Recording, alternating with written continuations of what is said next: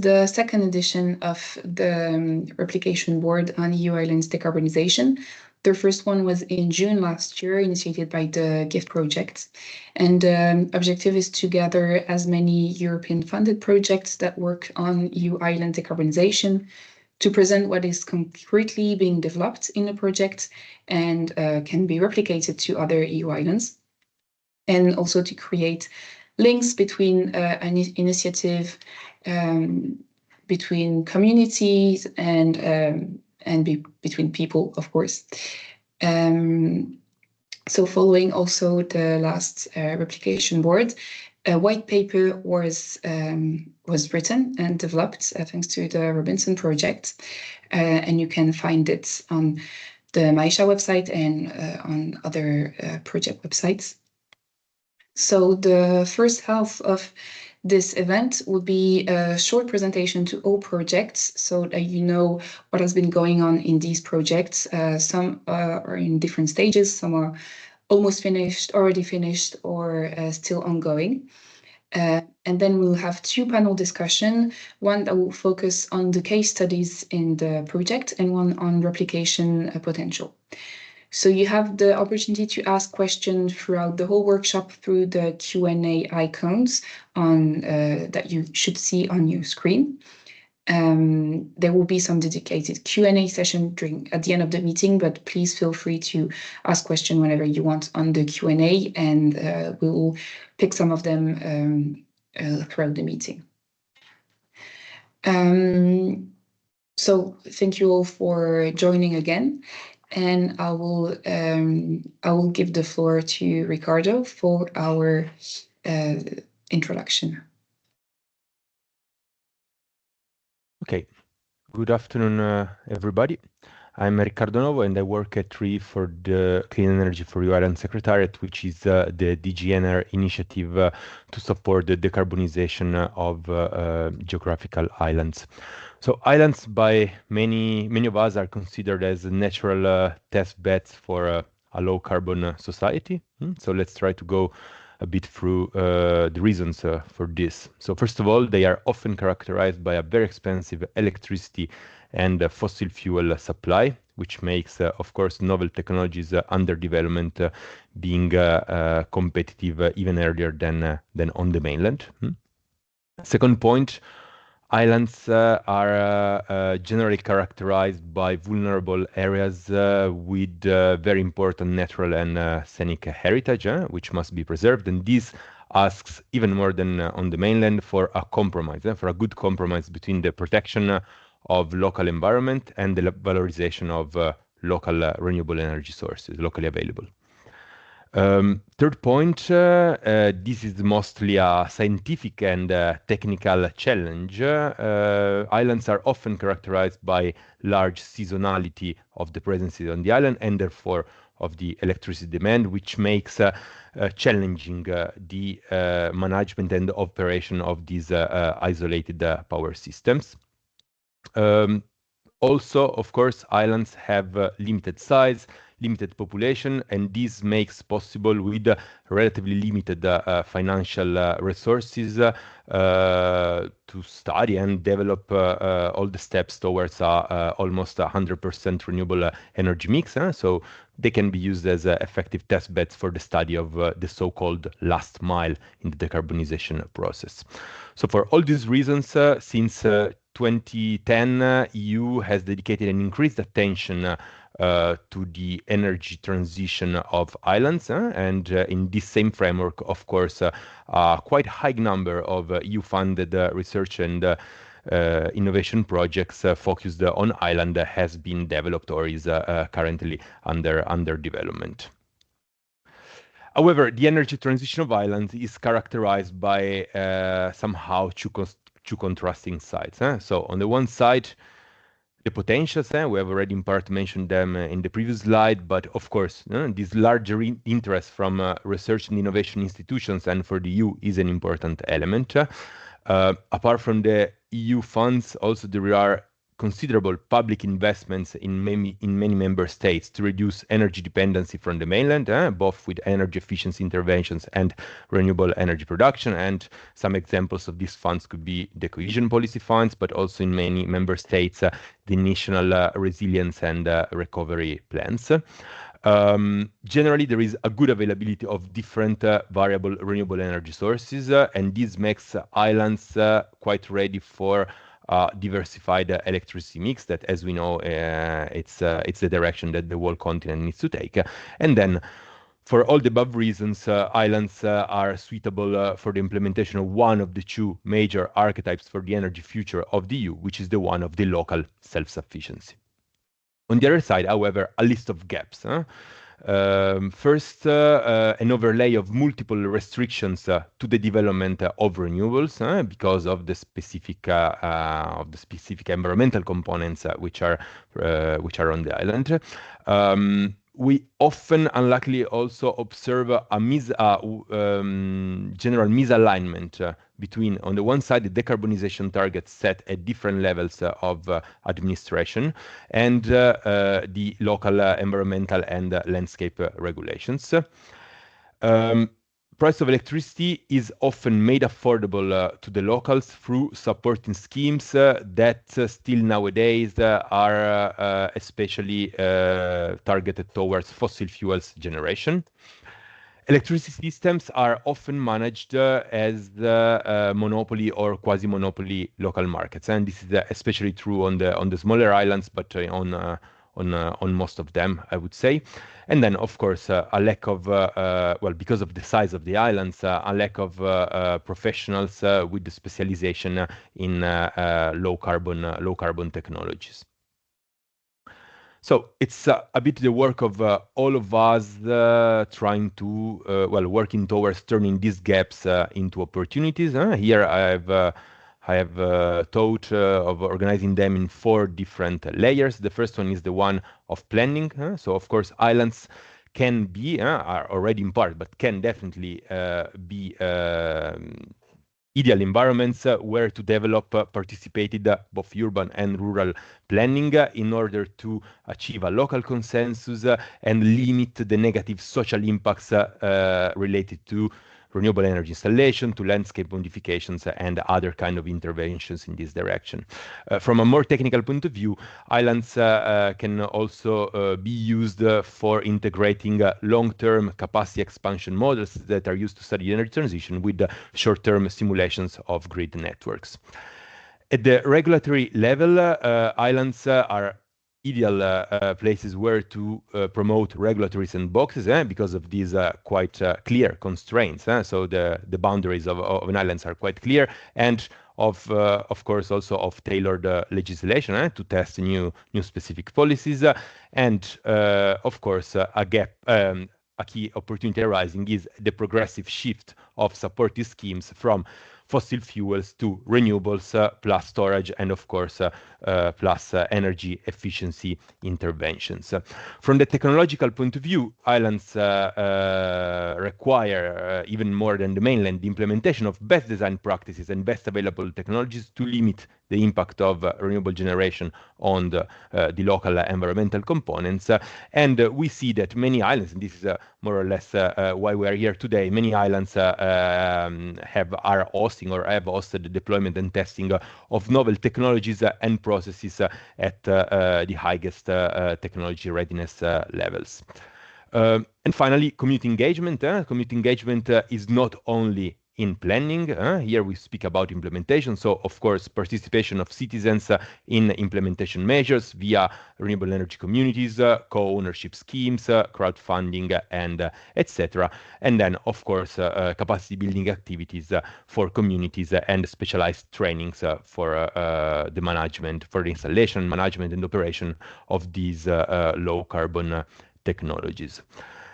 Last slide on our organization and what we do. Actually, we operate at different levels. From a regulatory point of view, recently a new publication was published on the connection policies and management of energy systems in non-interconnected islands. This is an important piece which saw the participation of multiple technical and institutional stakeholders around many member states. Capacity building activities, several workshops in EU islands, and the annual Clean Energy for EU Island Forum, to which, of course, all of you are invited to take part the next year, and technical assistance with a tailored advisory to 30 islands, so both on the technical side and on the financial side, and of course, our organization is very much willing to replicate the research and innovation actions and further innovative tools and processes in the technical assistance that we provide. So I thank you for this, for the time and for the invitation, of course, and I wish everybody a great webinar. Thank you very much, Riccardo, for your introduction and for bringing your expertise to the table for this webinar. So for anyone who has a question for Riccardo, please feel free to drop it in the question and answer option. And we'll go ahead with our project presentation, starting with the Islander project, which will be presented by 𝗜παιχη. Hi, everyone. Yes. So this is the best transition thing because I'm actually now in Lesbos because Daphne is hosting the Clean Energy for EU Islands workshop on financing mechanisms for renewable energy communities. But today I will present you Islander, in which we participate as a replication partner. So briefly, the main pilot of Islander is Borkum Island in Germany. There are 3 replication islands, and the respective archipelagos, which correspond to the first 2 replication waves. So we have Orkney in Western and Shetland Islands, in Scotland. Then we have 𝗏, which belongs to the Kvarner Gulf Islands of Croatia, and Skopelos and Lefkada, which are part of Sporades and Ionian Islands in Greece. Yes, thank you. So the main goal of Islander is to provide smart grid solutions for energy management in isolated areas in order to cover the energy demand by renewable energy sources. To achieve this, the first step is the optimal design of the new systems. And then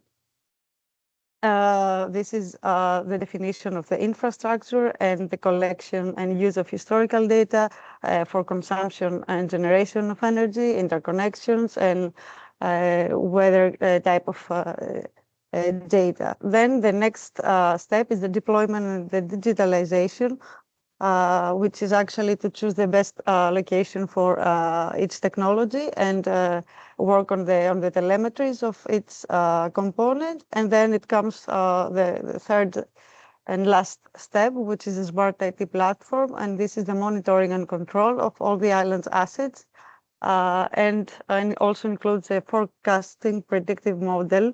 But I will present you more on the second part of this session today. So that's it for now.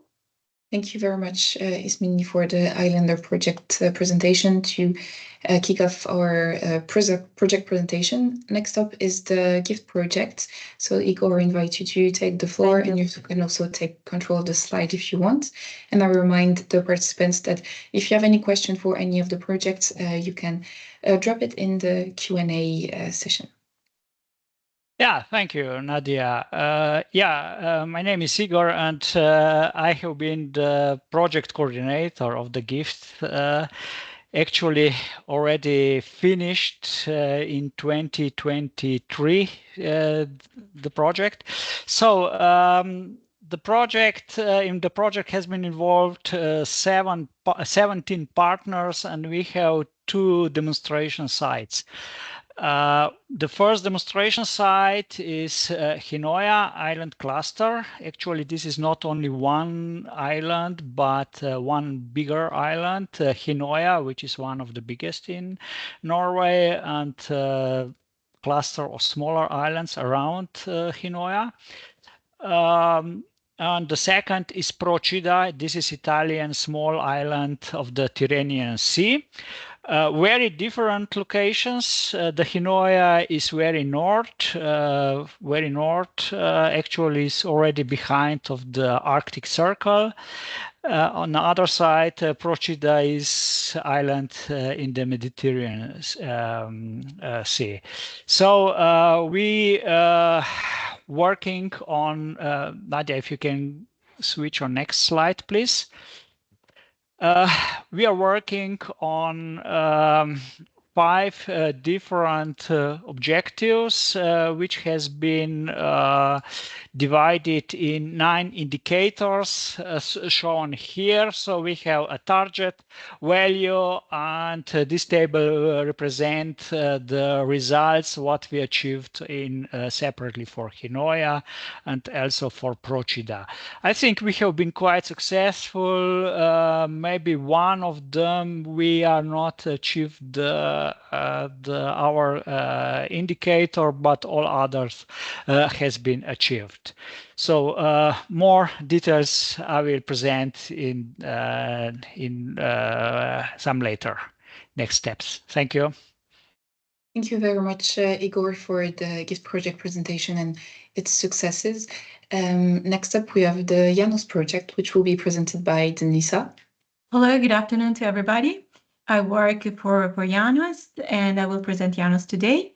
So the IANOS project aims at decarbonizing the energy systems of specific European islands that are characterized by typical European Union challenges in terms of energy requirements, population, climatic conditions, and topographic features.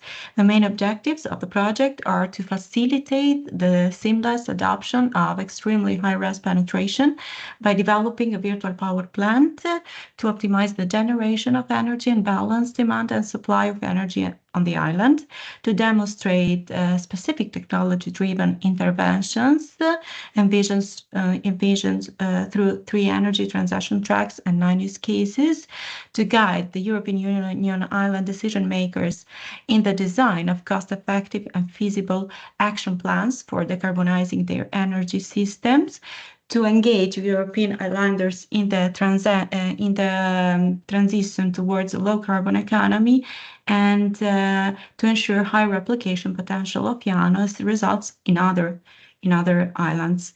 Next slide, please. During the project, a set of innovative technologies is demonstrated into Lighthouse Island, Ameland, in the Netherlands, and Terceira in Portugal, and the replicability potential of the results in the 2 pilots is validated in other 3 islands, Lampedusa, Bora Bora, and Nisyros. Thank you. Thank you very much, Denisa, for this presentation. Next up, we have the Robinson project presentation by Nicolo. Feel free to take the floor. Yes. Thank you. Good afternoon. So our project is also aiming at decarbonizing the islands, where we first develop an energy management system in the demonstration island of 𝗏𝗏𝗽 in Norway, and we're also aiming at developing a similar system for the follower islands in CRETE in Greece, and also Western Isles in Scotland. So we do so by developing a flexible energy management system that integrates different technologies, both existing and also new ones. So this will be done in order to meet all the requirements or the needs of the local communities in terms of electricity, heat and gas. If you could go to the I can also do okay. So in terms of main goals, so the main goal always is the development of a flexible and modulable system that can couple at the same time local available energy sources, electrical and thermal networks. We also pay attention on the storage technologies. And at the same time, the aim is to reduce the to reduce the energy demand, to reduce, the fossil fuels by 90% in the industry sector of 𝗥𝗲𝗽𝗃. And yes, this was the short presentation of the Robinson objectives and also the aimed replicability in the other islands in Europe. Thank you. Thank you very much, Nicolo, for your input in the Robinson presentation. The next presentation is of the REACT project by Fausto. Hello, good morning, everyone. I'm Fausto Sainz from COMET, and we work in REACT through 4 years and a half. REACT finished last year, and the three main factors that inspired the project were the energy cost overrun, the fossil fuel consumption, as expressed now by Ricardo and Nicolo, and the variable load profiles. So energy dependence was set as the main objective for the islands. Next slide, please. Yes, there were three pilot islands: is La Graciosa in Spain, San Pietro in Italy, and Aran in Ireland. REACT chose these three different islands with similar sites, but with different climate zones, energy requirements, and population densities, to deploy and demonstrate its potential to reduce greenhouse gases emissions and energy costs by 60%, reduction of the energy cost by 60%, and to achieve energy savings of at least 10%. The 5 follower islands, which are much bigger, and they are Lesbos, Lesbos in Greece, got my memory. Lesbos in Greece, Gotland in Sweden, Isle of Wight in UK, Mallorca in Spain, and the other one is forget. And in these islands, the 5 ones were to develop viable large-scale replication plans for that measure the project's socioeconomic benefits. They are backed by a cluster of partners consisting of an Island Regional Authority and DSO, ESCOs, RTOs, and an industrial entity association. And this is basically what we did at REACT that finished last year in June. Thank you.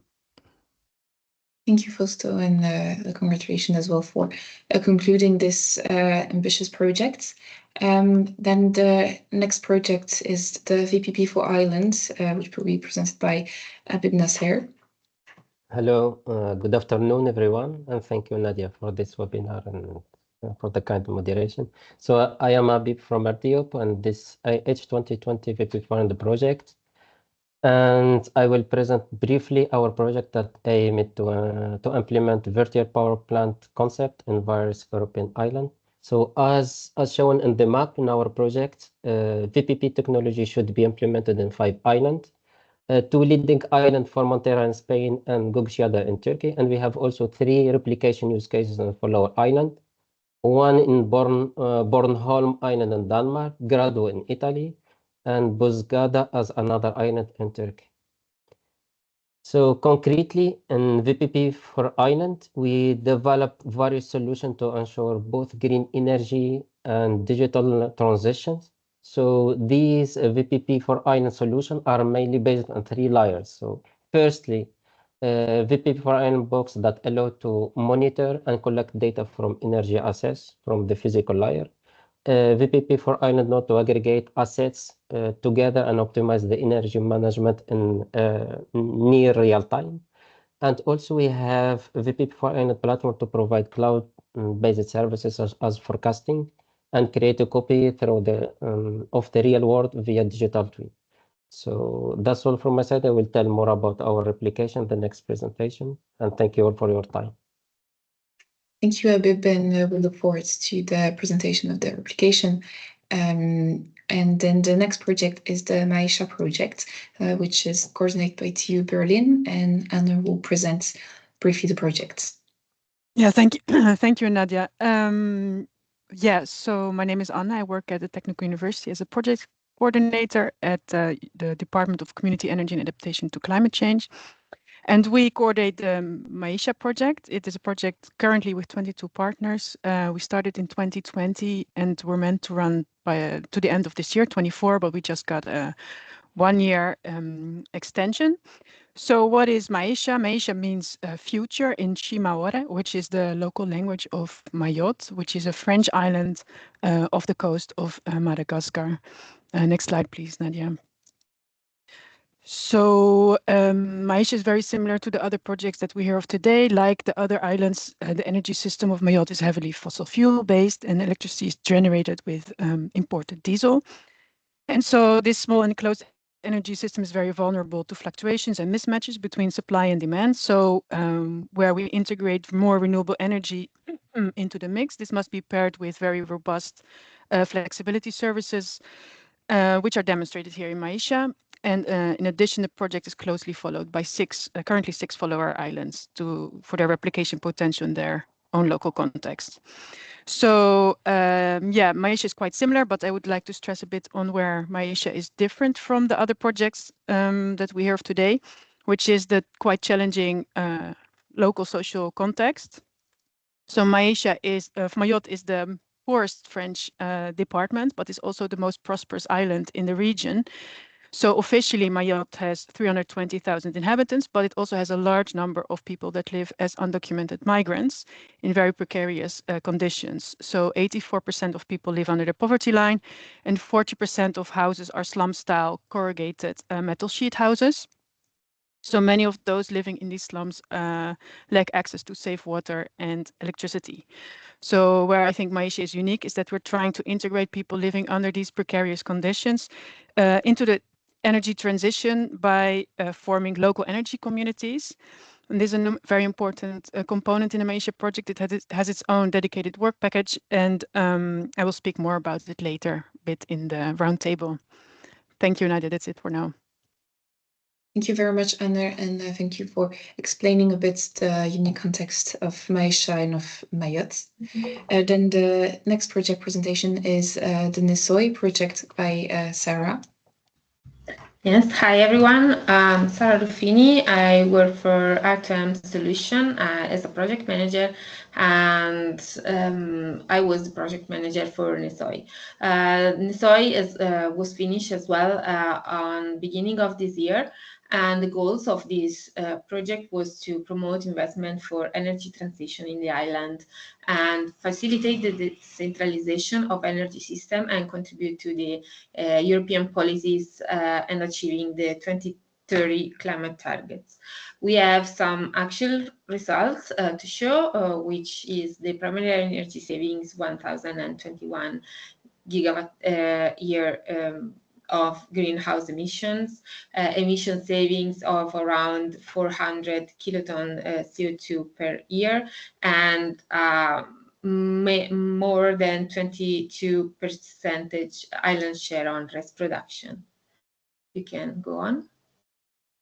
So the NESOI solutions were both on European level and island level. At European level, we have the creation of the NESOI platform for exchange best practices and for communication and dissemination activities. We had coaching and capacity building for local entities and the guidebook for replication. While on island level, we had 3.1 million euro allocated to local authorities to finance technical assistance activities, and we offer also complementary on-site technical assistance by the fund and matching by the consortium, both with a maximum grant of 60K. That's it. I will present more later for the guidebook. Thank you. Thank you very much, Sarah. We look forward to hearing about the NESOI replication guidebook. The next project is GreenHysland, which will be presented by Christian. Good afternoon, everyone. Can you hear me? Yes, perfectly. Yes, perfect. Yes, my name is Christian Galletta. I'm the communication work package leader for the GreenHysland project, whose aim is to develop a hydrogen valley in the island of Mallorca in Spain and produce up to minimum 300 tons of hydrogen per year. So I will guide you very quickly through the project. There are some transitions here, so maybe I can. You can take control. Yes, of exactly. The slide I will take control. Exactly. Thanks. So very quickly, some highlights. The project started in January 2021 and will finish after December 2025 because there will be a small extension. We have received 10 million of co-financing by the Clean Hydrogen Partnership, and we are the work package leaders in this. I think. So to take control, there should be a button yes. on your slides on the screen, okay. and you just click on it and it should be automatic. Okay. Can you? Okay, well.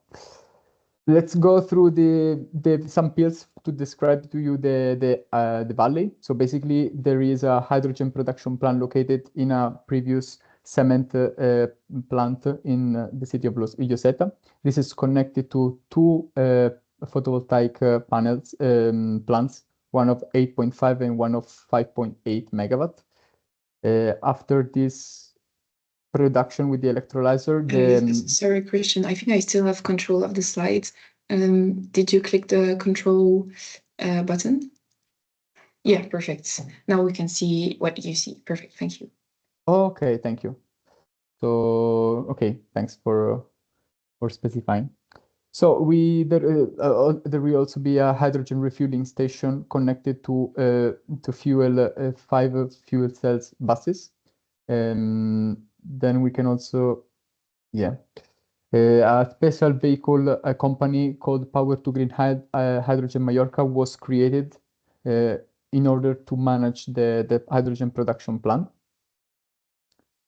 Another important step of this is the transmission and the distribution of the hydrogen, which will happen through a dedicated hydrogen pipeline and also through an injecting point, because part of the hydrogen will also be blended into the natural gas pipeline.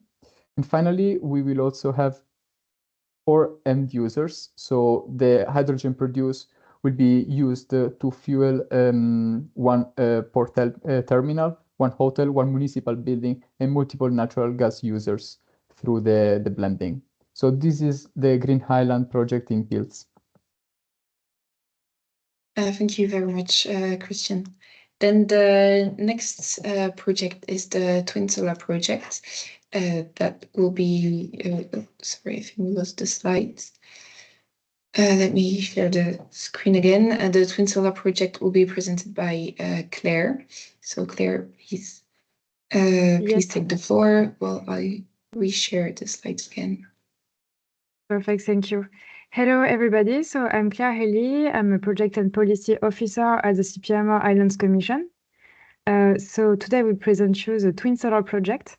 And Nadia, I think it's slide number 43. Yeah. Yes, perfect. Thank you.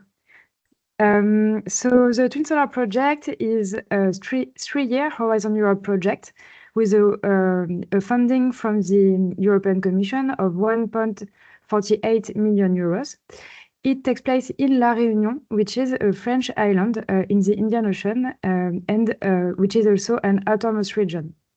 So the context in La Réunion is that it's a large and closed energy system. It's a very populated island with already a lot of solar energy, but now they are facing some technical challenges to go a bit further in this integration, and this is why we are developing the TwInSolar project, so to improve research and innovation to achieve a massive integration of solar renewables. So to do that, the University of La Réunion, who coordinates this project, is partnering with two other top research centers in the EU, namely Fraunhofer ISE and DTU. And they work to develop some research activities on solar and load forecasting, smart energy management, and the design, modeling, and sizing of energy systems. They will develop a case study concretely in La Réunion on the Terre Sainte campus to design an innovative and affordable solution to supply this campus with 80% of renewable energy. And in addition, in this project, we also foster partnerships and reinforce capacities in the University of La Réunion. And the CPMR Islands Commission also capitalizes on the best practices with other insular territories which face similar challenges. So just like today. So to finish this very short introduction, I would just like to invite you to go on our website to follow our next events. And tomorrow we have an online workshop on the smart operation and maintenance of PV plants. So I will share also the link in the chat if you're interested. Thank you. Thank you very much, Claire. And yeah, of course, feel free to share the link in the chat so the interested participant can register and attend. And then last but not least, we have the CRETE Valley project, which will be presented, I think, by Laura-Anne. Yes, thank you. Thank you very much, everyone, for all your presentation. I'm Laura-Anne 𝗔𝗓𝗓, and I'm a project manager at the Center for Social Innovation in Austria, and I'm happy to represent CRETE Valley in today's meeting. CRETE Valley is an innovation action which pioneers the development of renewable energy valleys in Crete. Renewable energy valleys are somewhat of a new concept, even though we already heard of hydrogen valleys by our colleague Christian. And they can be defined, or we define them as decentralized renewable energy systems that contribute both to energy sufficiency and energy security, as well as a lower and more stable energy costs in a set geographical context, and in this case, it would be Crete. In practice, the project is set up around 4 community energy labs, which we call cells. You can see them now on the map, which are 4 different communities, let's say, where the development of renewable energy solutions heavily rests on the involvement of local stakeholders, as well as the creation of locally added value. So we really combine innovative energy technologies and solutions with a local community involvement aspect. So on the technical level, the cells, so the community energy labs, will demonstrate a data-driven multi-carrier grid system for the sustainable energy and cost energy system that will be cost-effective and able to store energy properly as well. So this is really in a nutshell how the project is structured, and I'm looking forward to present to you what we've done so far in terms of community engagement during the roundtable. Thank you. Thank you very much, Laura-Anne, for this presentation. And this was the last of our project presentation. So this, in a nutshell, give you an idea of what's been going on in these 11 projects, what was already implemented, what is being implemented. If there is any question, feel free to ask them now, because I think we are on time, so we can spare a few minutes for some quick questions. Otherwise, in the next panel, we will dive a bit more into the case studies of some of the projects, and then we will go into details in the replicability potential of other projects. So if there is no question, then we'll go straight to our first roundtable, and this topic is on case studies and success story from participating islands. And the first one is from TwinSolar, which Claire already explained is focusing on La Réunion Island, French island. So Claire, you have the floor again. No, it will be Mathieu David, not Mathieu, here, sorry, because Mathieu. we are for the presentation of the project. So I'm Mathieu David from the University of La Réunion. I am also the coordinator of the project. So I will speak a little bit about how we used the island of La Réunion as a support for knowledge transfers and innovation and research, because it was the aim of the project. So Réunion Island will reach 100% renewable at the end of this year. So we are already really advanced on the topic, but renewable does not mean mandatory autonomy. So because we will import wood pellets instead of coal. So the real target is the autonomy for 2030. We already have a set of operational solutions implemented in La Réunion at diverse scale, as you can see on the plot. We have the whole grid of La Réunion that is fully monitored. We have also a utility scale PV system with batteries, several systems on the island. We also have an isolated microgrid like the microgrid of Mafat. And the last one is campus of Terre Sainte, and I will focus on this last one. And what is very important is for all this case study, we have data that are accessible freely online, and you can see here the link to access the data.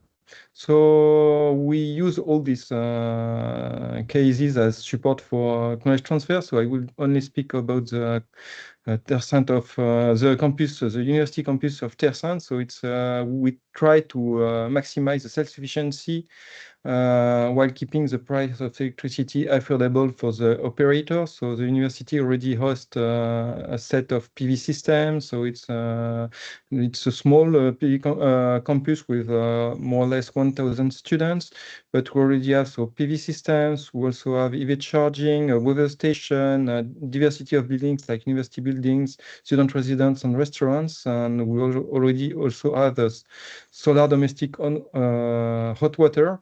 And everything is fully monitored. So we have 2 years of data with a 10 minutes time step for everything. So you can go to the next slide. So with this case study, we supported first knowledge transfer. So we built the pedagogic material for workshops and summer schools on different topics. So you can see here the topics were PV modeling, failure diagnosis, energy forecasting. We not only renewable but also the electrical load. We also did some workshops on hybrid power plant sizing. So hybrid power plants, it's a combination of renewables and storage, and also energy management. So how to reduce the demand, and also how to implement demand response. So and we will have a workshop on Thursday on the topic of performance assessments of PV systems. We also use the data from the campus to create new research topics. And I will just mention 3 different results. The first one is Hermes. Hermes, it's a tool we developed to size and select the architecture of microgrids with multi-criteria optimization. So you can use this tool to select if you need wind, solar, biomass, or other source of renewables, and how you can combine them. You can size the storage, and also you can try to different contract with the grid operator in order to select the best contract for your system. So this is the first output. The second one, we are working with the Fraunhofer, one of the partners of the project, to develop high-resolution probabilistic forecasts. So usually we use deterministic forecasts to manage energy system, and we try to move toward a probabilistic forecast, but because we can improve significantly the management of the system while reducing the loss and also the problem of curtailments. And the last output, it's predictive energy management that will use a probabilistic forecast, and we will implement it at the DTU, another partner, and we will try to create an EMS based on probabilistic optimization. And it's not really common, and it was exactly the same aim as the probabilistic forecast, is to reduce the losses and to improve the efficiency of the different system, and at the end increasing the self-sufficiency of microgrids, or also the decarbonization of energy system. So I think what we can replicate from this project is how we manage all the value chain of the project. So we selected very significant case studies. We collected a lot of data that are relevant to develop knowledge transfer and also research topic. And at the end, we have a lot of products that we can develop conjointly with the different partners of the project. Thank you.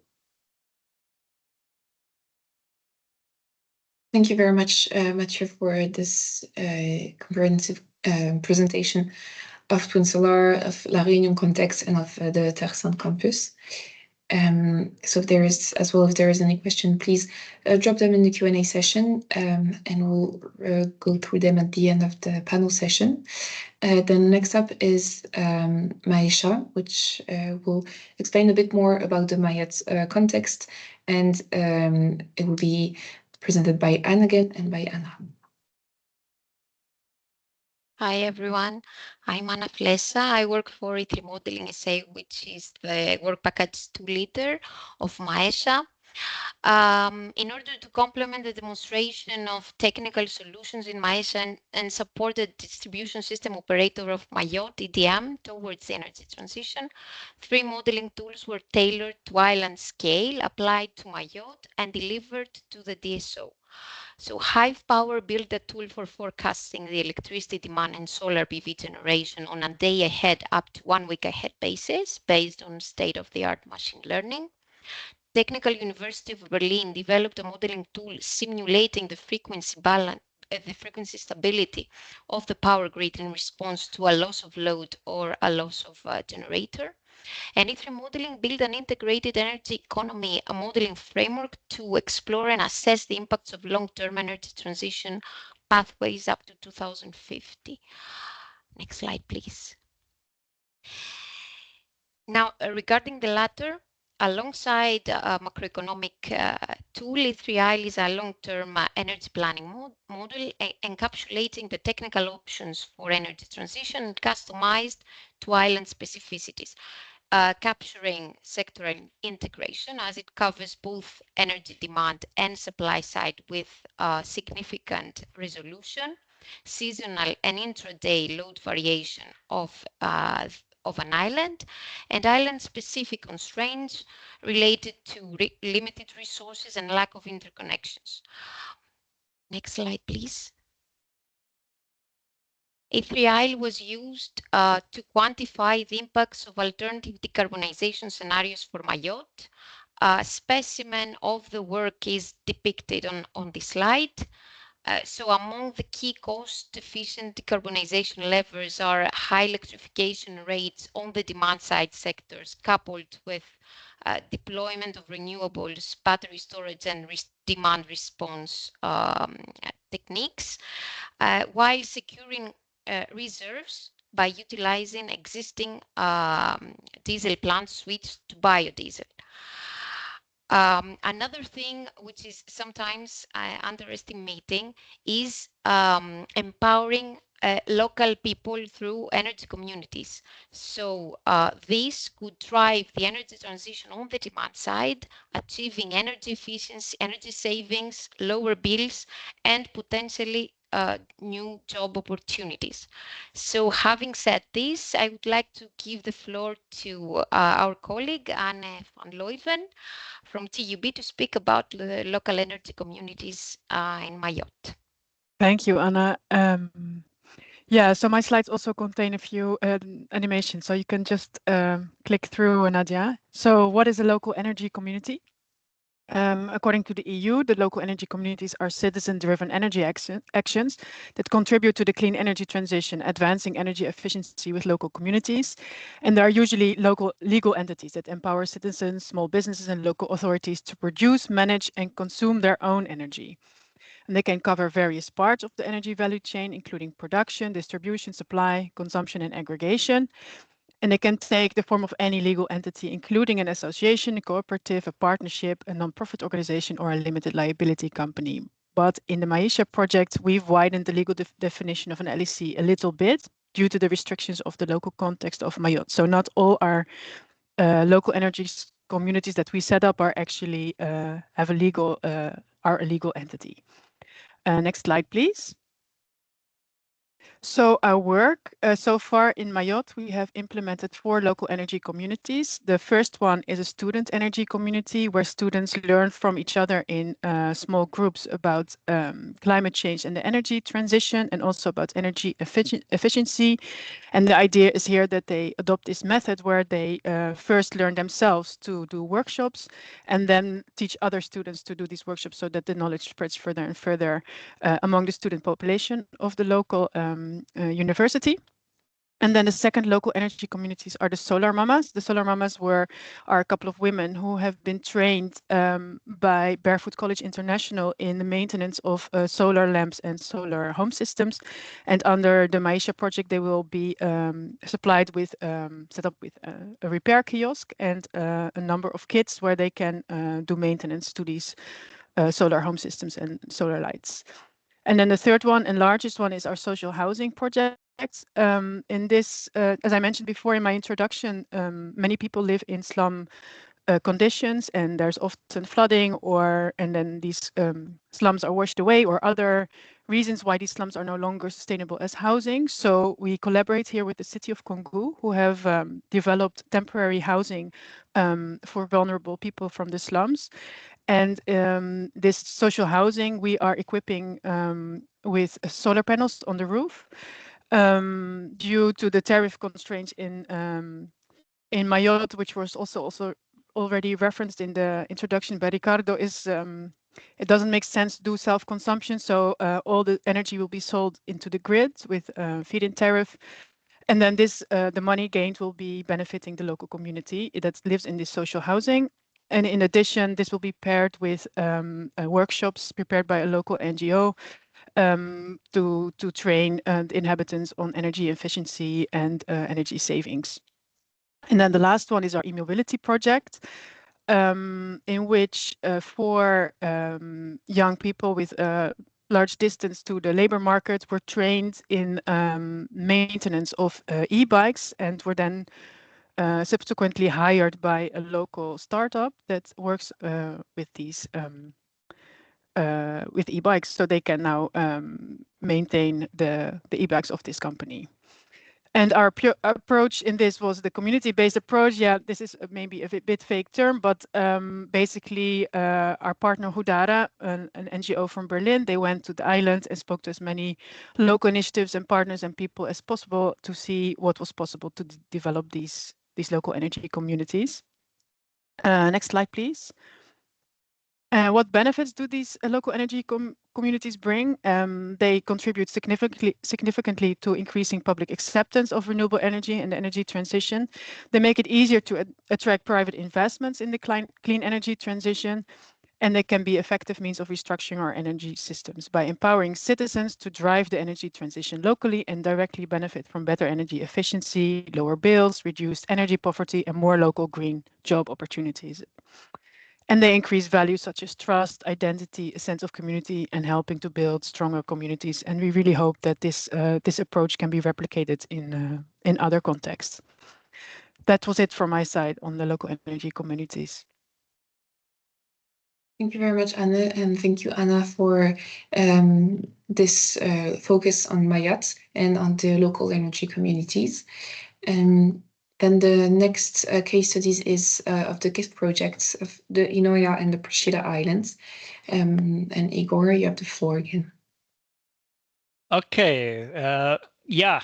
Probably I haven't described enough in the first section about the GIFT. What GIFT is it? What is the main purpose? The goal of the GIFT is to increase renewables penetration, improve the grid visibility and synergies, and reduce using of hydrocarbons. Actually, the name GIFT, it's about geographical island flexibility. And as this was a demonstration project on 2 islands, of course, we deployed different solutions. Actually, we developed 12 new technologies, and most of them have been deployed on demo sites. Yeah, as you could see on this slide, the the implemented solutions have strong interconnections between various solutions. Not only software, also many hardware components are developed and involved into the demonstration activities. Actually, these gift solutions are divided into 3 levels, also visible on this slide. On the top of this is a GREET IT platform, like data analytics and visualization, digital twin, grid observability and prediction system, using for KPI visualization, geographic visualization, and so on.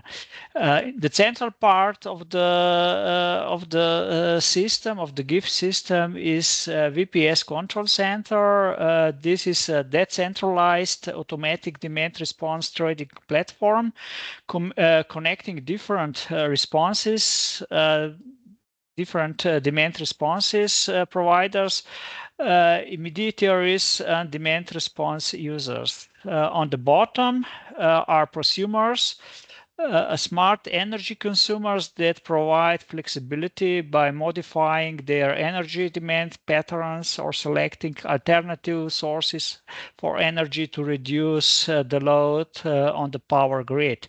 An example, if you are looking here, there have been implemented the harbor EMS, especially in Norway. They are a high trend of implementing the electrical ferries. And this, of course, for charging needs quite a lot of powers. Similar is also with stories with EV chargers. And there are different prosumers like schools, kindergarten, factories, then can be adapted. Besides, we developed 2 different storage systems. The first one was hydrogen bromide storage. It's a flow battery that unfortunately was not installed on the island, but stays at on the partner premises.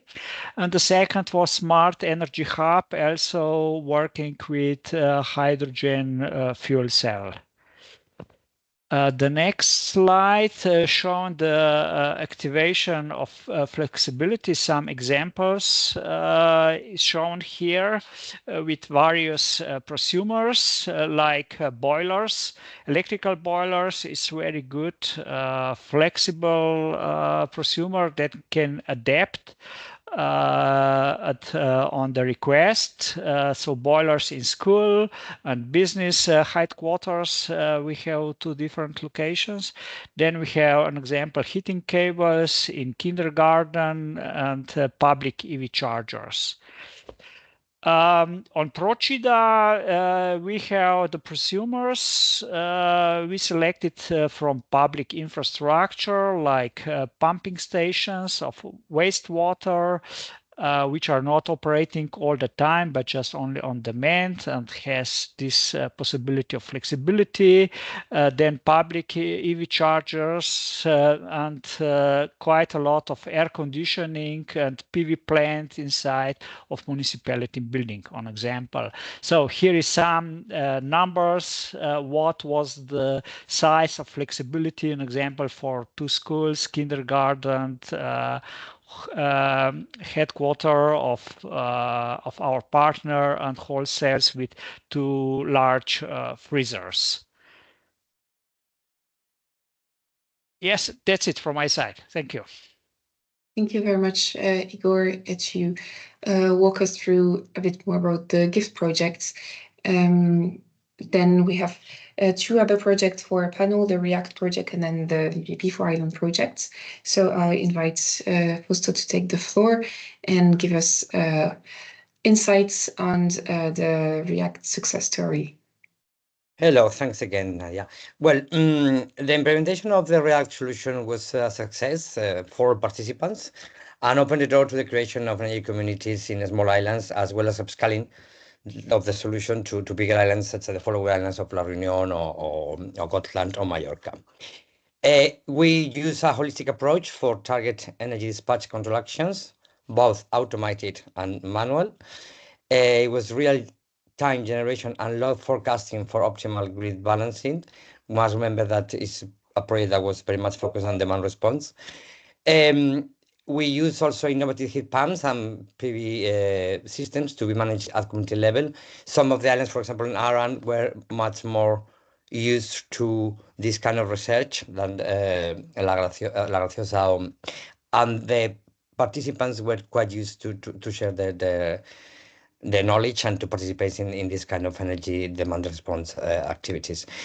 And we also, in terms of energy storage, we use the deployment of high capacity and environmentally friendly lithium ion and aluminum carbon batteries, but also conventional vented and valve regulated lead acid batteries and power to gas solutions.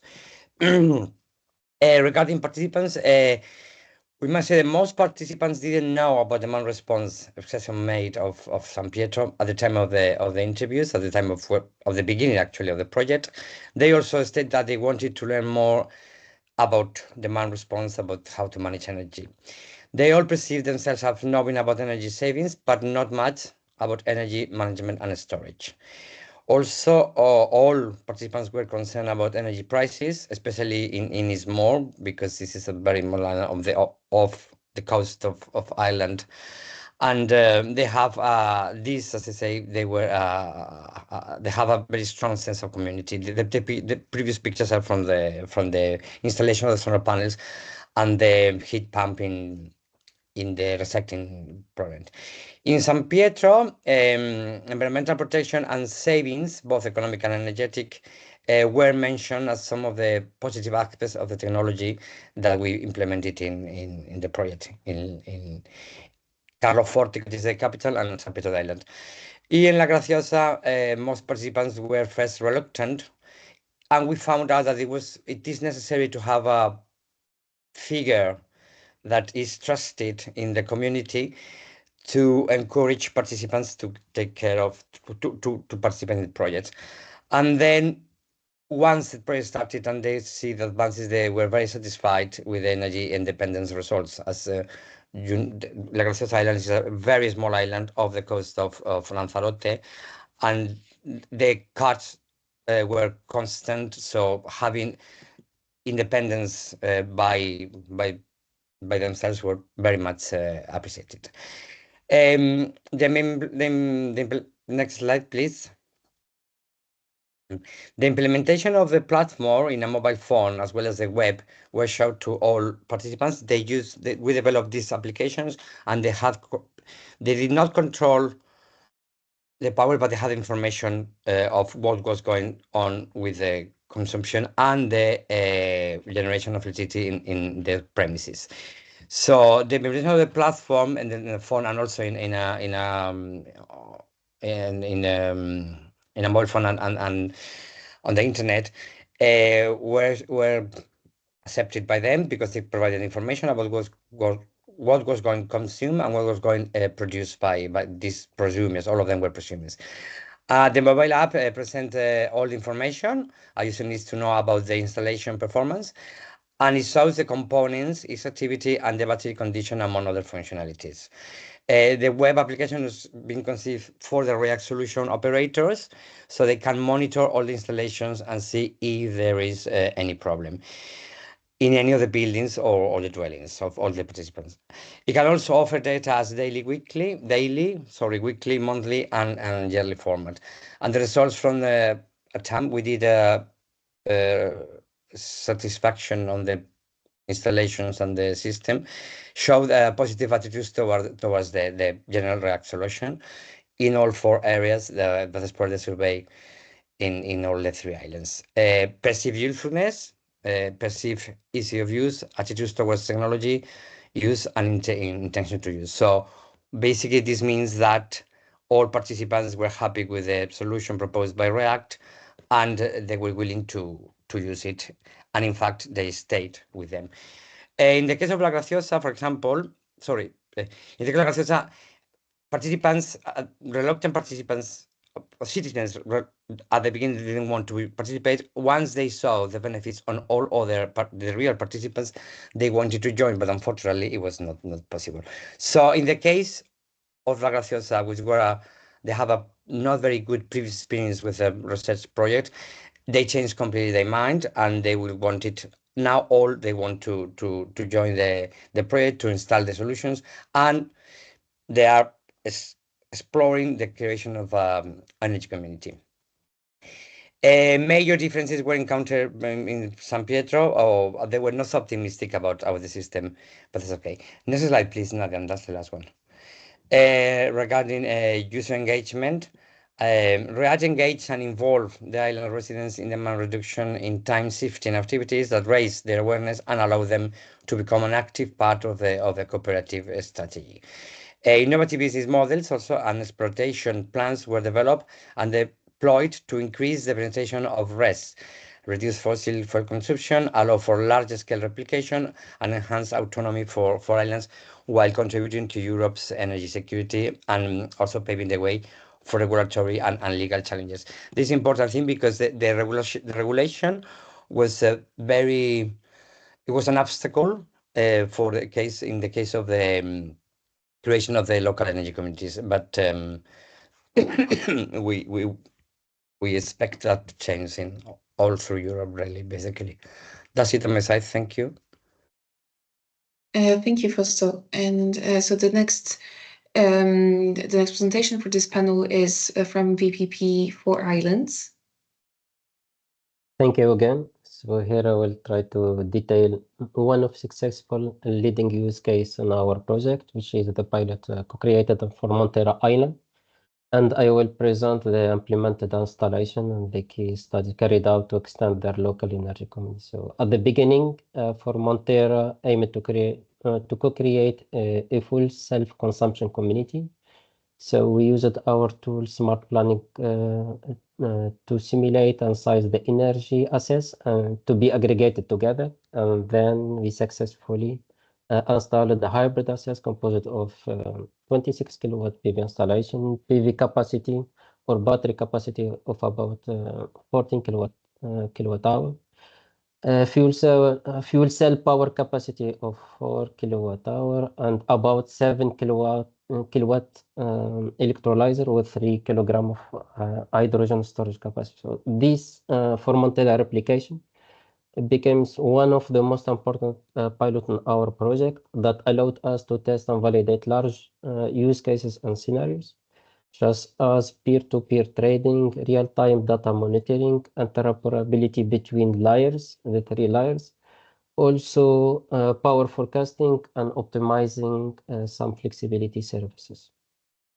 So as a next step, Formentera intended to extend their local energy communities with new buildings and new members, so while aiming to increase the self-consumption covered by the green technologies and green clean energy. So we used the SPT to configure the required portfolio and layouts, the different layouts of the buildings, and simulate them the energy system with 1 year weather data. And as you can see in the slide, some plots have been generated for the Formentera manager, such as the dynamic behavior for the different energy system for 1 year, the state of the chart for different storage systems, the cash flow during installation lifetime. Here we consider 20 years of lifetime,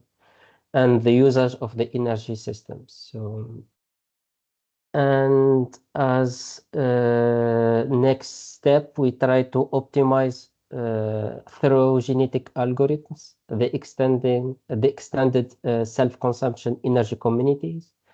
And the main objective is to increase or to identify the optimal decarbonization of the island while considering the cost constraints and the emission in the whole life cycle that emitted by the different energy assets. So VPP for Island allowed to also to define the optimal size and the appropriate energy assets through the SPT. And finally, for each, as you can see here, for each replication case, A sustainable planning report was generated for our island manager that included the results of simulation, optimization, and configuration, the best practices, and also the actions to extend their local energy communities, and how to deploy the three layers of our VP4N technology. Also, in VPP for INO we provided and tested multi-objective functions via the SPT tool for optimization, such as optimizing the self-consumption covered by the energy assets, maximizing trading of energy surplus or excess. Also, we can optimize sizing based on flexibility capabilities, and we can provide trade-off constrained by the increasing saving and reducing emission. So just our project will end this month, and all the replication results and outcomes will be reported in a public deliverable, and it will be available at the end of this month, September. So you can have more information about the three replication cases in our project. So that's all. Thank you for your time. Thank you very much, Abib, and thank you for concluding this first panel on case studies and success stories from all of your islands. So there is a question on the Q&A chat about energy efficiency. So I know that, Anna, you talked about energy efficiency for Mayotte, so maybe this is a question for you, but I will ask it out loud. So I see a lot about renewable energy projects and almost nothing about energy efficiency, which seems less costly and bring many additional benefits. So why islands are less interested in decarbonizing through energy efficiency than renewable energy? Yeah, thank you for the question. Yeah, we are indeed interested in energy efficiency, and yeah, I would like to say, but we did try actually with residential demand response. But we found that the engagement of the local citizens was quite low. It was very difficult to engage people in this in this part of the project. And other than that, in the local energy communities, we are implementing sensibility workshops for renewable energy, for energy efficiency, sorry, both with the students and with the local community in the social housing project. I wouldn't know why islands in general are less interested, but certainly the 𝗤𝐸𝐺𝐴 project is interested in energy efficiency. I hope that answers a little bit. Thank you very much, Anna. Any other project would like to answer this about energy efficiency and being more interested in renewable energy? Yeah, Nadia, maybe just a word from my side. Okay, in GIFT, we haven't said it about energy efficiency, but one of the first steps when you want to make better efficient of consumption of energy is to measure. So one important step of the GIFT project has been the visibility. So the grid visibility to monitoring the consumption and this, and I think when you are going in this direction, it's really important that first you start with measurements. Yes, measurements to have some reports, the view of the consumptions, and then you can do, of course, some actions to increase the efficiency. That's from my side. Thanks. Yeah. Thank you. Yeah, Fausto, and then I think Mathieu's is hands up. Yes, if I can add, in the TwinSolar project, all the building on the campus are already very energy efficient. So we have positive energy buildings, and those, we're in the tropical area, and usually we use a lot of cooling. Most of our building runs without cooling, so we already have a very high energy efficiency of our building. This is why now we implement the renewable energy solution. So first, clearly, it's the most important is to reduce the energy consumption before using renewable energy solution, because producing more materials to just fulfill additional load is not a good solution. So this is what we did before. Just to add what just Matthew said, which is actually true. In the case of the React, the fact that we have the information were gone to the net, they would use only renewable energies, help them manage the energy more efficiently, because when there was a high load demand, they will switch off, and they will send messages that now you can use and now you should use now your appliances or whatever it was. So the information was important. Thank you very much. I hope, Amandine, you had an answer to your question.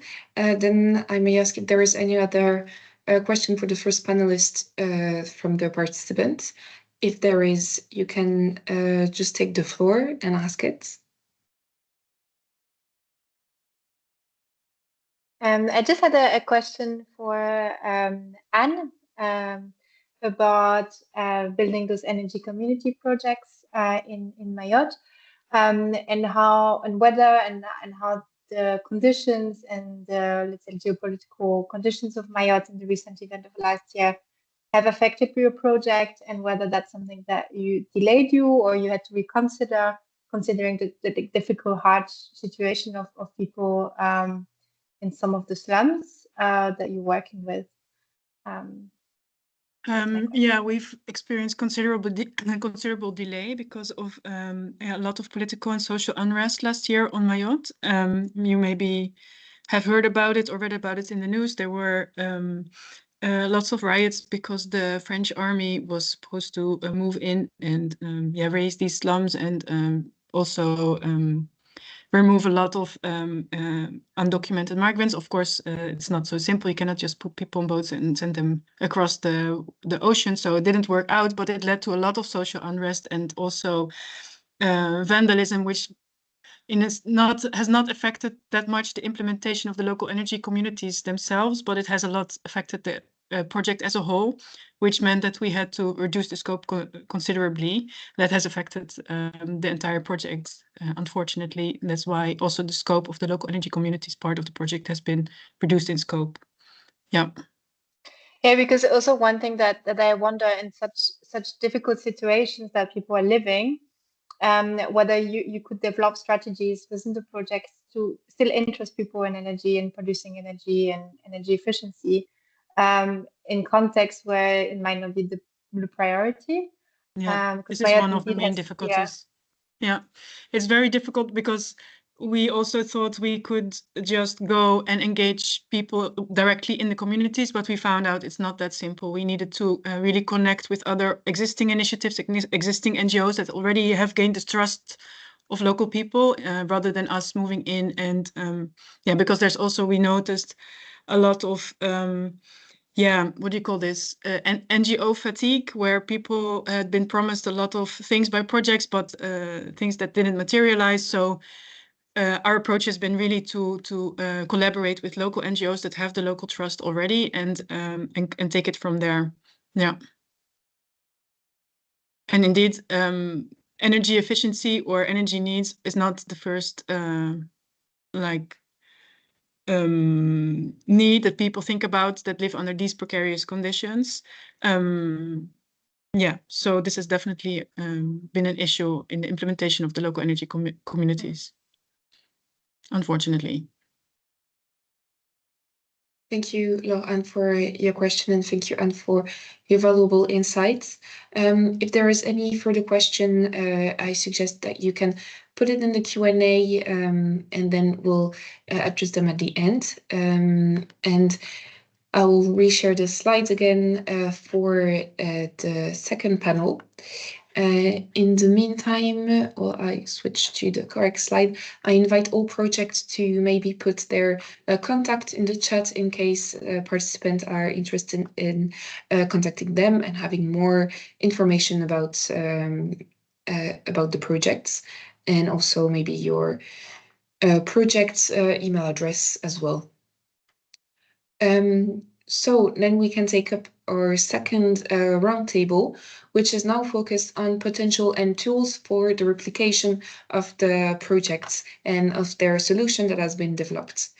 So the first project to talk about their own replication tool is the project. So I invite Nicolo to take the floor. Thank you, Nadia. So as part of the Robinson project, we developed 2 replication tools. So the first one is the Robinson Web Evidence Base that is aiming at supporting the decision makers in the replication of the sustainable projects. So this database includes the knowledge developed so far in our project, and it includes also the project exploitable results. Within this Robinson Web Evidence Base, we also have the roadmap tool. So this provides support to the end users on the concept decisions by providing information on the technological topics, but also on the legal framework, methodology, and further insights on the results that we acquired as part of the Robinson project. So this replication roadmap tool is based on 6-stage analysis that you see here. So in the first step, what we identified in the Robinson replication roadmap tool, which was developed by the Technical University of CRETE. So we included the identification of the needs and potential of the local community. So it is a bottom-up approach where the local community provides granular information on their requirements for electricity, heat, and gas. Once this is provided, then we set up an action group. So the local stakeholders, so technology providers, policymakers on the island, as well as other project partners that are outside this island, with the aim of reaching step 3, which is linking to solutions. So we aim at developing the technological solution to satisfy the need of the local community. Then we start with the step number 4, which is ensuring the application context. So here is the demonstration of the ensuring the demonstration of the technological solution, testing whether it is feasible or it needs any adaptation, which is also the step number 5. So what we experienced as well in our project is that we have one island, of course, in Norway, one in Scotland, one in the Mediterranean, and these have different adaptations. So we emphasize the need to develop tailored technological solutions. And once it has been done, the adaptations have been done, then we are prepared to implement the system, and we start again the cycle of the replication. Thank you. So this was all for Robinson. Thank you, Nicolo. So if you have any question for Nicolo for the Robinson project or this 6-stage analysis and the replication roadmap tool of the project, feel free to drop a question in the chat.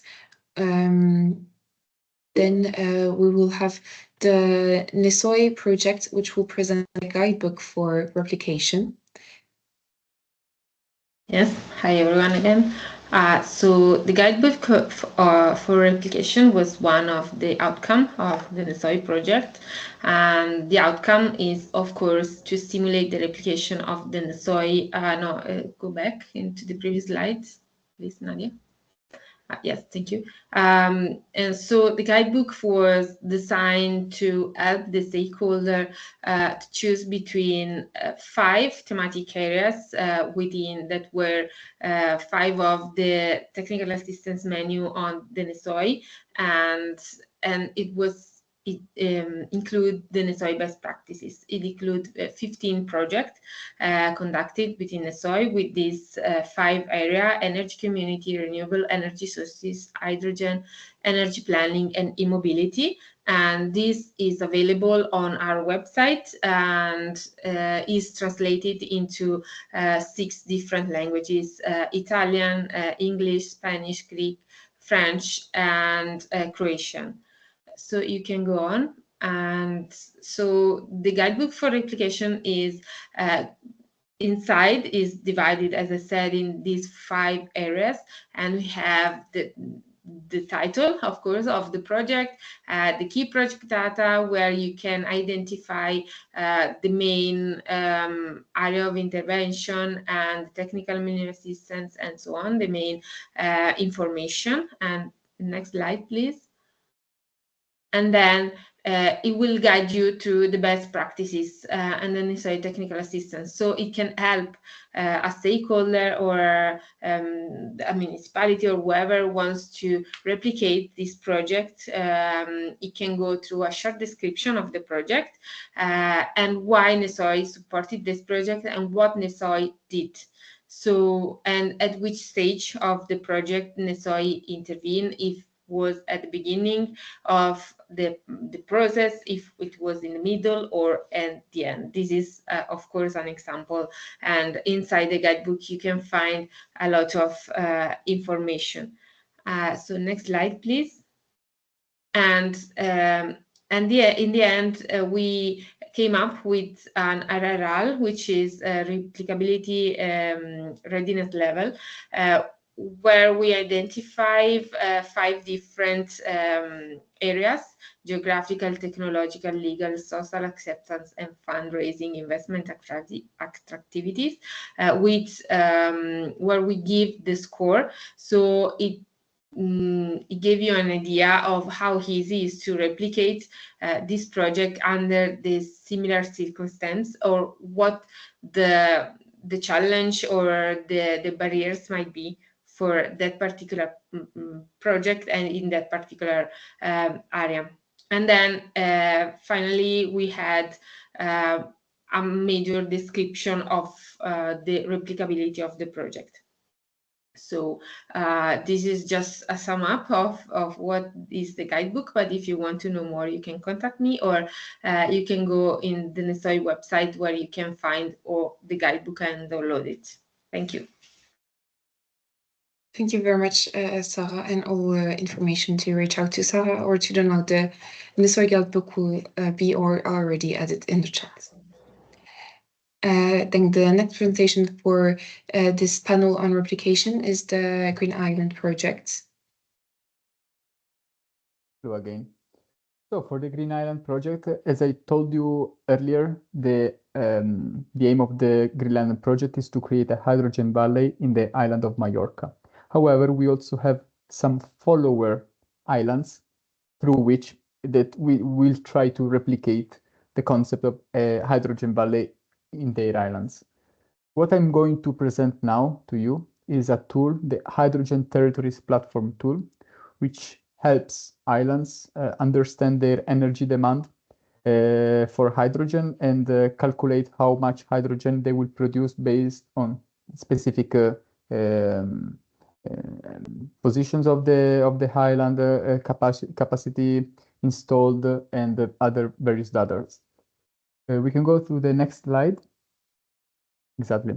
So the aim is indeed that of why replicating, because through the replication of hydrogen valleys on other islands, then it's possible to increase the market size and create an economies of scale, but also increase the value of our international cooperation. So based on these objectives and principles, it's important to replicate this concept in other islands. And this goes through a 4 steps process. We start with this. Basically, the tool is the newest version of the tool is about to be developed in the upcoming months. And basically, we start with business models and infrastructure information input are inserted in the tool, which will calculate dynamically the simulation and all the information. Through this information, then each follower islands, basically, we have 𝗂𝐻IL from Ireland, Ameland from the Netherlands, Rhodes from Greece, Madeira from Portugal, Tenerife from Spain, and Chile, an island in Chile. Based on this output that the tools gives, each of the follower islands is able to develop a replication study. The third step is basically the active contribution of the follower islands, which will help develop the replication of the studies by actively inserting their socioeconomic factors, their energy demands input, and also the user's requirements for the hydrogen valley. And finally, the model assessment, basically, this is also one of the characteristics of the tool, which allows you to simulate whether you would like to have subsidies or not in these scenarios. So the tool allows you to develop different scenarios and calculate the energy production and the feasibility of hydrogen production in your islands. And now I'm going to show you very quickly the tool, how it looks like. So basically, the tool is as you can see, this is how it will appear. With the front end is in Excel, but the back end is developed in Python. You can click in this link, hyperlink, to have a look at the website and more information on the territories tool. Next slide. Thank you. So exactly. So basically, through this, you can actively, when you enter the tool and you click on the button, enter hydrogen production infrastructure details, in your user experience, you will be able to select one of the 4 scenarios. For instance, if your island is grid connected, is isolated, uses the energy just for self-consumption, or it is curtailed. So based on different scenarios, you can you add then information such as latitude, longitude, the capacity of the renewable energy installation, and this tool calculates how much energy goes inside the electrolyzer. You can also tailor the platform by inserting further information such as OPEX and CAPEX. Otherwise, you can use the default ones. Next slide, please. This is exactly how it will look like for instance, if we have the 𝗂𝐻IL Island case study. So here you add your input, and then on the right part, you see the power generated, and basically it allows you to, it's a very technical thing, to simulate a 1 minute time step, the production of hydrogen. If we go through the next slides, it's just how it appears in general. So basically, you have one. It's more. We can go through more in details. More specifically, there are many business models in the previous. If we can go to the previous slides, please, very quickly. I will just give you an overview of the different business models that is possible to calculate within the tools. And for a hydrogen refueling station, for the ferry terminals, for the combined heat and power system, and also for blending. So all different business models, you can add your input and develop different scenarios to foresee the hydrogen production, how it goes. We can move on. Indeed, in general, more details on the typologies also of the fleet that you can add. So if you have many electric buses or heavy-duty fuel cell vehicles and so on. So that's a bit it. By foreseeing the hydrogen production, you can then develop a feasibility replication study in order to ultimately be able to understand whether you can develop a hydrogen valley in your own island. That's it. Thank you so much for the attention. And those are the contacts if you want to have more specific detailed questions on the tool The leader, the developer of the tool is my colleague Aitor Sansu. The email is here, and he's developing the tool. So please reach out to him directly. Thank you very much, Christian, and congratulations on the work for this tool to you and Aitor. Then we have the CRETE Valley project, which will be presenting a handbook for energy valleys.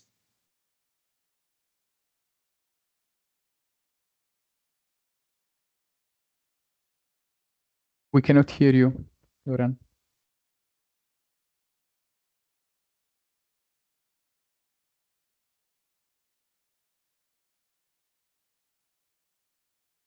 I think we have a slight microphone problem. Maybe we can go to the IANOS presentation. Can you hear me now? Oh, yeah, no, perfect. Sorry. So you can go ahead. Yes. Yeah. I don't know what happened. Sorry for that. That must happen at least one in each webinar, I think.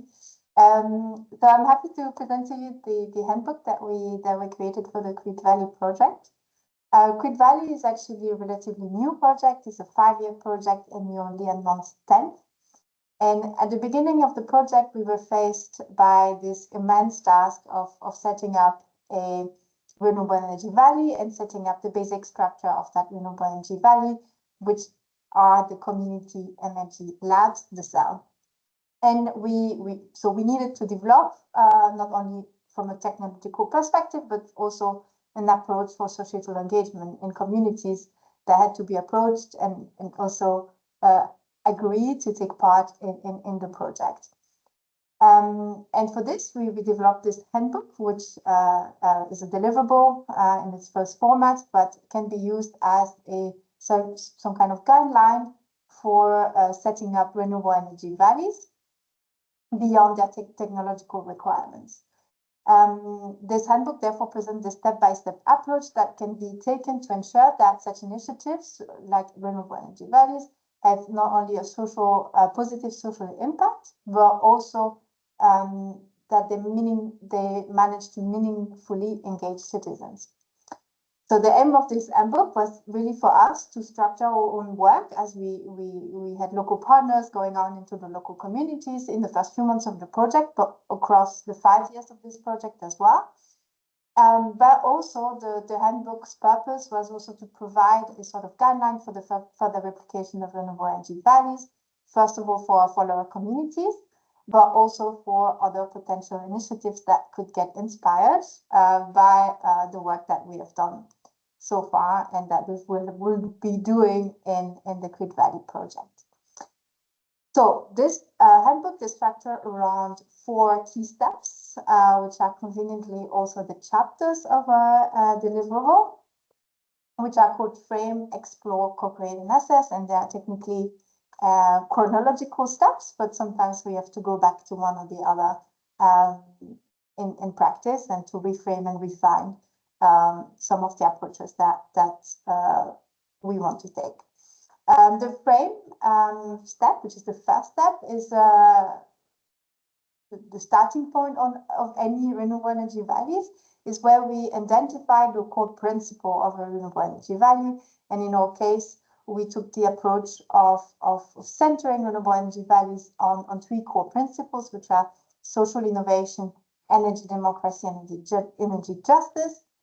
And we also identified in that stage the key challenges that energy communities or community projects often face, and that we really want renewable energy values to address. And those, there's a couple of them, but for example, community energy projects often sometimes claim that they are engaging communities or try to engage communities, but to meaningfully engage communities is actually pretty hard. So that's one of the challenges we want to address. Energy communities can be exclusive or exclusionary, and that's so we want to work together in CRETE Valley on including different groups of people meaningfully within the project, and so on. So that's for the first step. Then the second logical step, after having decided what do we want to do in renewable energy values, was for us to engage in an exploring phase, which we recommend other similar projects to take part in. It's all about really understanding the local context and the local particularities where the energy solutions are going to be developed. And in the handbook, there we provide a set of approaches and tools that we are using in the project, but that other projects could use in order to conduct a context and a needs analysis of the local communities and a stakeholder mapping. So that's it's just a set of approaches and methods that can be reused in other contexts, we believe, with the demonstration of how it works in CRETE. And then I'd say the really key stage of this process is the co-create process, which is a process that we've started and that will continue to take place within the next 4 years. And this is really the how-to step of stakeholder engagement and co-creation. There we present the methodologies and tools for participation that can be used by local partners as they engage with local communities. And we also provide an approach to set up specific roadmaps for stakeholder engagement. So it's really about planning ahead how we're going to engage stakeholders and developing a common vision of how that should take place and what are our common beliefs and principles to do so.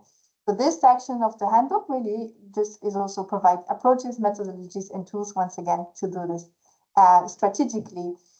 And finally, we have the last phase of this setting up renewable energy values process, which is the assess section of the handbook, which introduces our approaches that we recommend to evaluate renewable energy value processes.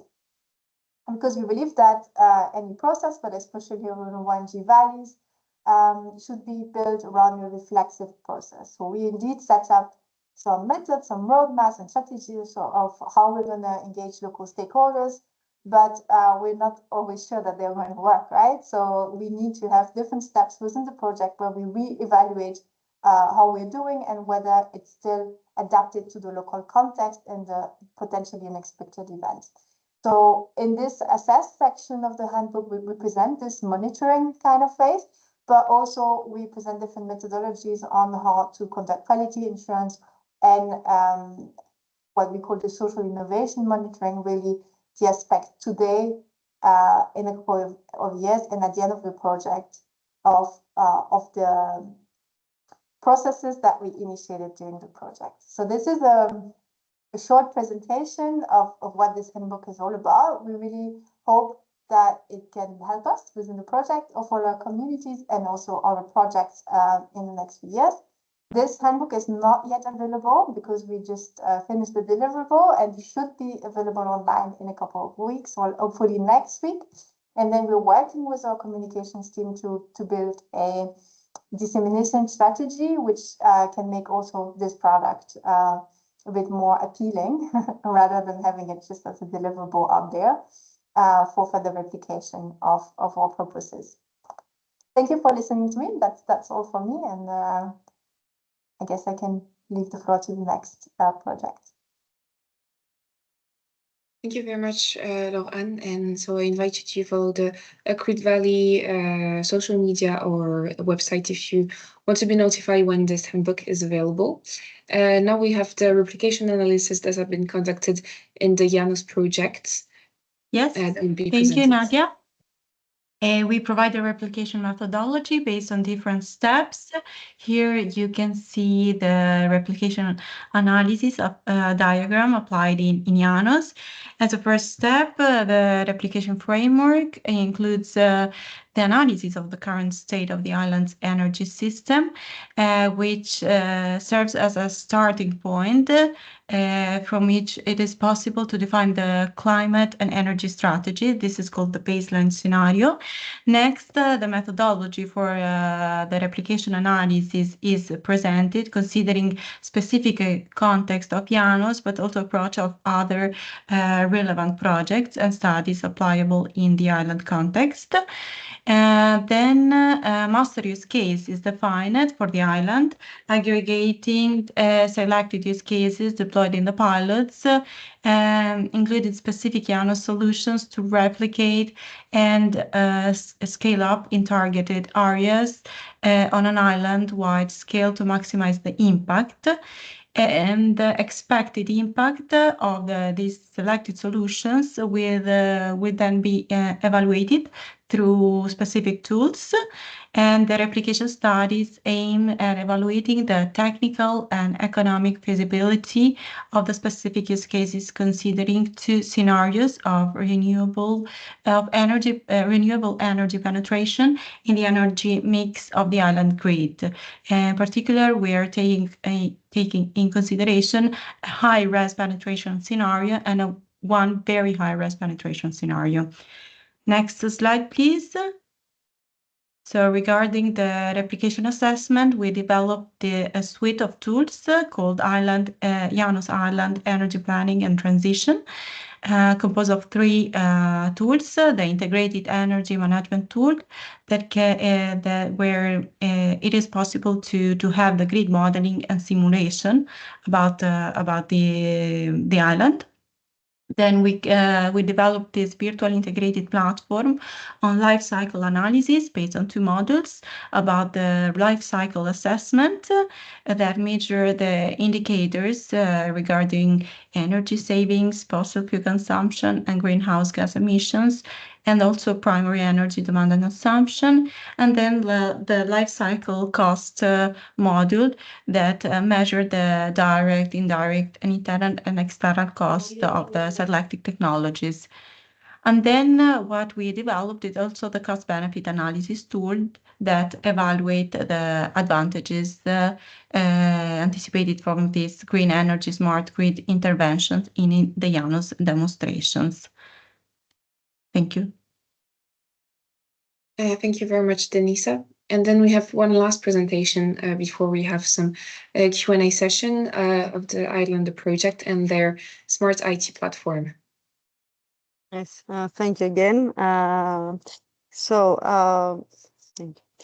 the Smart IT platform has been developed by the project coordinator Ayesa, and it's an online open source tool for the optimal design of island energy parameters. The user can select different types of renewable energy technologies, interconnections, e-mobility, electricity storage, which are relevant for each island, and then design also their parameters. Next slide, please. So after editing the specific parameters of each technology, here you see an example for photovoltaic installations. The user can choose the technologies that will be considered for its optimization for its algorithm run.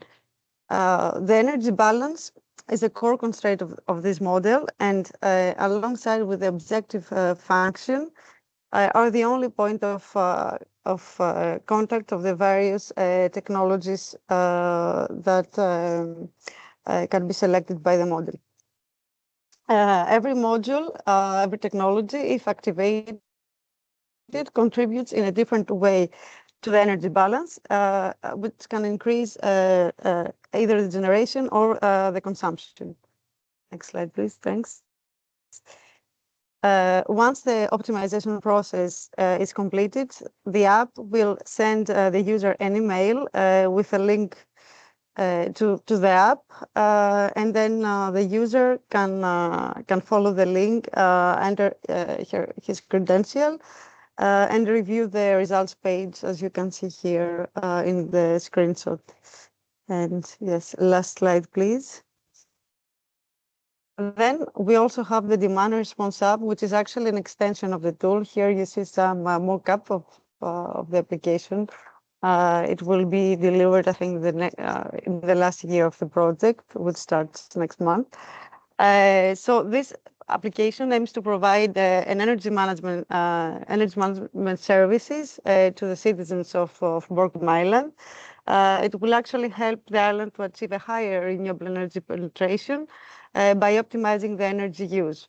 Through the dashboard that you can see here in the mock-up, the users will be able to monitor the residential energy flows, both consumption and if they have some generation sources, they can monitor them as well. And they can receive recommendations for the optimal use of energy, which, for instance, may include the charging or discharging of the EV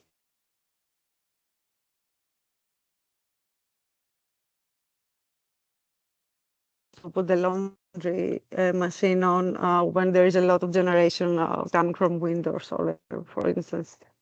So that was it from me. Thank you. Thank you. Thank you very much, 𝗖𝗍.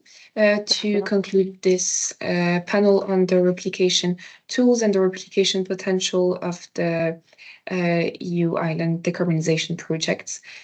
So we can now kick off our last Q&A session. So I'll ask if there is anyone who wants to raise any question or comments to any of the projects or in general.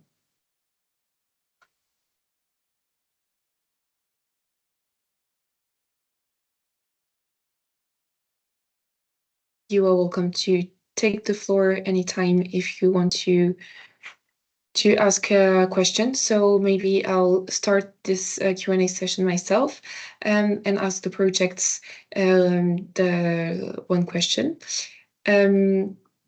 So from your own experience, and especially for the project that are already ended, what was and what is the best way to disseminate this replication tools and the results that you obtained, and what are the channel for dissemination that led to the widest or can lead to the widest adoption of these tools?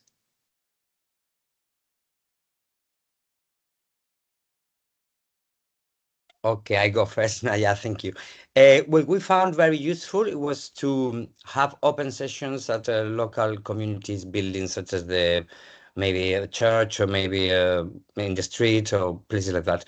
So we used to make announcements to the general public in the village and explain to them all about the tools and the installations that were going to be put on their dwellings and on their residential buildings or in factories. That's what we found. That was quite useful because information, if there is information we didn't know they wanted, they ask directly. So direct contact with the population. Okay, thank you, Fausto. Any project with a similar experience or different experience?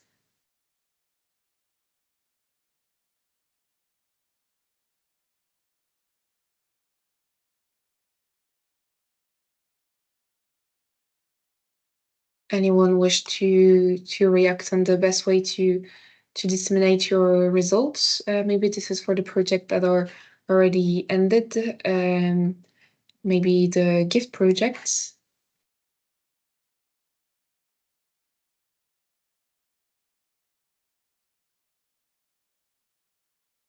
I don't know if Igor is still there. Yes, I'm still here. Sorry. Yeah, sorry. Nadia.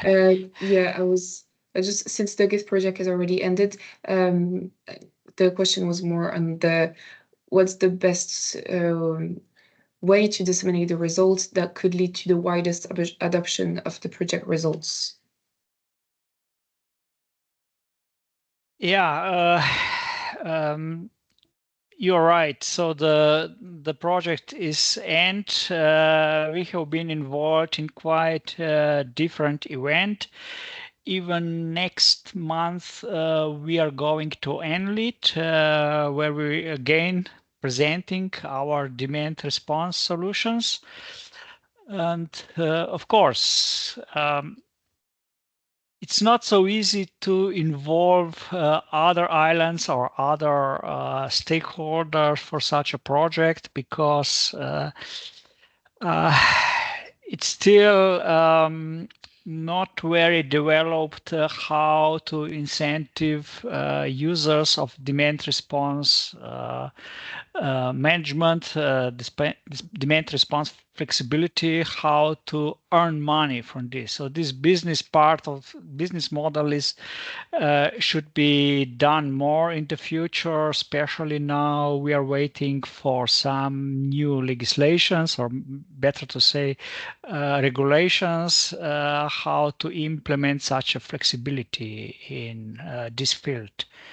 Yes, so the demonstration is, of course, is one part of this projects of this business. The second is how to reach real actual projects that we can implement in the future. So we as a SME, small business, we are looking for next possibility, of course, and trying to get some customers. Actually, we are doing such a projects already, but more in industry, not on islands. More here, especially big industry users are more interested because they have bigger capacities, maybe some bigger big industrial furnaces or some bigger consumptions. There is a little more easy to implement such a system, but we know that islands are more touristic oriented, has really a lot of different loads, but they are distributed on the islands, and it's not so easy to make all this integration. That's my thoughts. Thank you, Igor. Any comments on this? Then maybe I have a question to bounce on your comments on the regulation and the laws.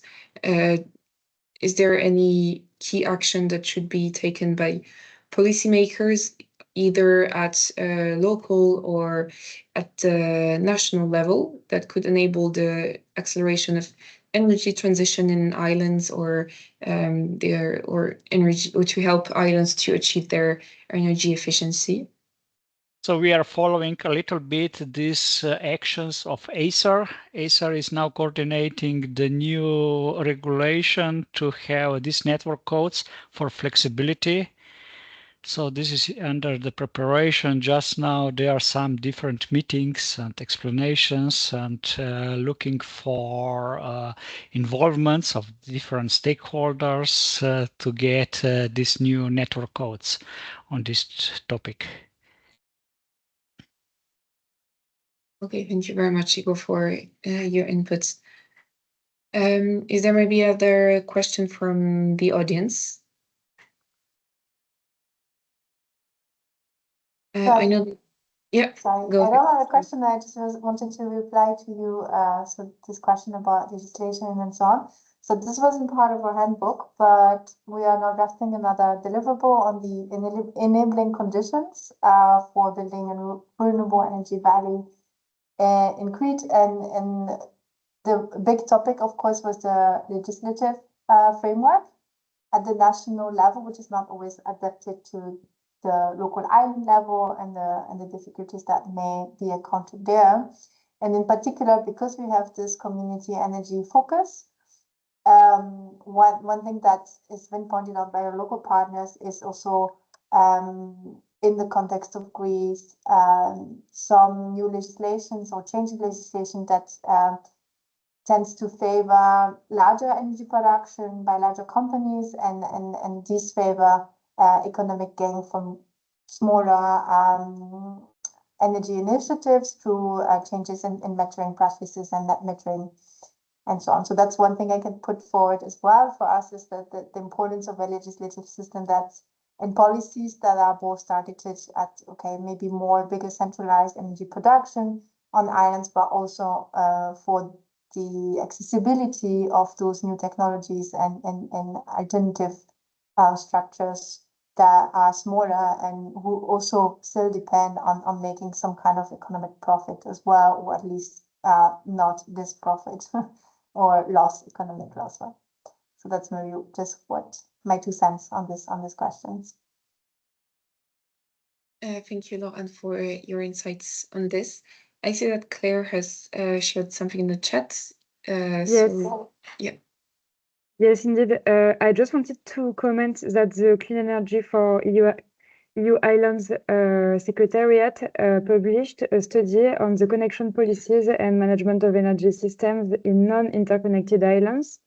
And so they are studying this question of the legislative barriers for non-interconnected islands. So I think that maybe this could be interesting for some projects here too. So I don't know if the colleagues from Clean Energy for EU Islands are still there. Yes. But if they also want to bring some absolutely. elements. Absolutely. Thanks for mentioning this, Claire. I will post, well, I had mentioned it during my opening presentation. I will post this work in the chat, and of course, please feel free to get back to us, both to me or to the contacts in the document. And actually, it's a quite big work. It lasted 1 year, and the different stakeholders, both at the governmental, regulatory, and DSO level, had been interviewed, and also we hold a list of workshops in different member states to discuss really with the people that work on the grids. And yeah, so we have identified, of course, a set of barriers and a list of recommendations. The interesting thing is that for most of these recommendations, you will be able to find some best practices. So some examples of islands in some specific territorial context, or some member states that are quite advanced. So we do not need necessarily to invent a lot from scratch, but rather to better put into practice something which is in some cases already existing. Thank you very much, Claire, for pointing this out, and thank you very much, Ricardo, for explaining it further. So I think it's a great way to conclude this second edition of the Replication Board. Thank you, Ricardo, for the introduction and the closing words, because I think it's time, and I don't want to keep you for more time. Thank you for your participation. Thank you for all the panelists to give their insights on their projects being developed or finished, and for this great solution that has been being implemented in many European islands. So yeah, some projects are reaching the end, but still some are still implementing their activities. So maybe a way forward will be to organize a further replication boards in 2025 with this project and the new ones that are being funded by the Horizon program. So yeah, thank you for everything. Thank you for joining. And if you want to keep in touch, you can reach me, or so my email address is here, or you can reach to any of the projects that were in the chat. We'll make sure to send some follow-up to the participants, the slides, the contacts of everyone. And yeah, thank you for everything, and hopefully we'll see each other soon. Thank you, Nadia. Thank you all. Thank you. Thank you. Bye-bye. Bye. Bye. Thank you. Bye-bye.